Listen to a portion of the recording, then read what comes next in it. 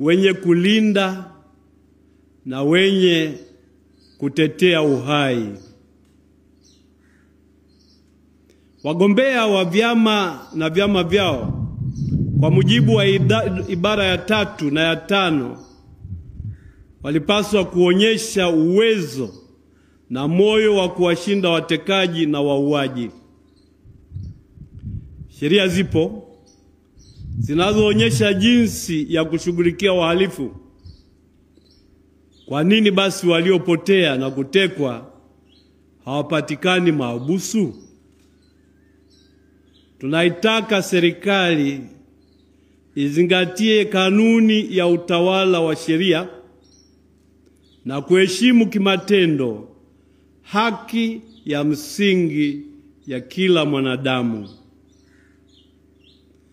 Kuelekea uchaguzi mkuu, tunawaomba raia wote kuongozwa na dhamiri iliyo safi, iliyo hai na yenye kuongozwa na ukweli halisi, wenye kuzingatia hofu ya Mungu, utu wa mtu, historia nzuri ya taifa letu, umoja na mshikamano wa taifa letu.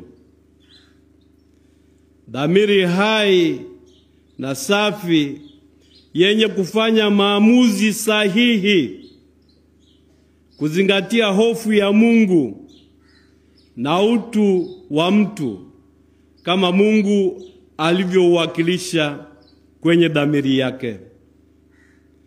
Na hivyo dhamiri hii ni mahali pa kila mwanadamu kupima na kufanya maamuzi yanayobeba hadhi ya utu na kuwajibika kwake mbele ya Mungu.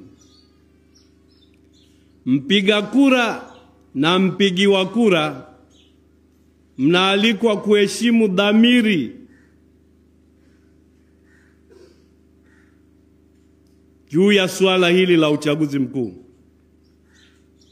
Usirubuniwe kwa vitisho wala kwa rushwa. Usirubuniwe kwa namna yoyote ile. Tunaiomba serikali na wale wenye mawazo tofauti ya masuala ya uchaguzi muongozwe na utamaduni wa kuwa na mazungumzano katika kutekeleza haki msingi za kisiasa kadiri ya ibara ya 21 ambapo kila raia ana haki hizo. Wanasiasa kupitia vyama na serikali, kaeni mzungumze. Wahakikishieni watu haki zao. Nguvu ya wananchi iko kwenye hoja, sio kwenye mabavu na hila. Serikali kupuuza wanaolalamika si afya wala tija kwa taifa letu.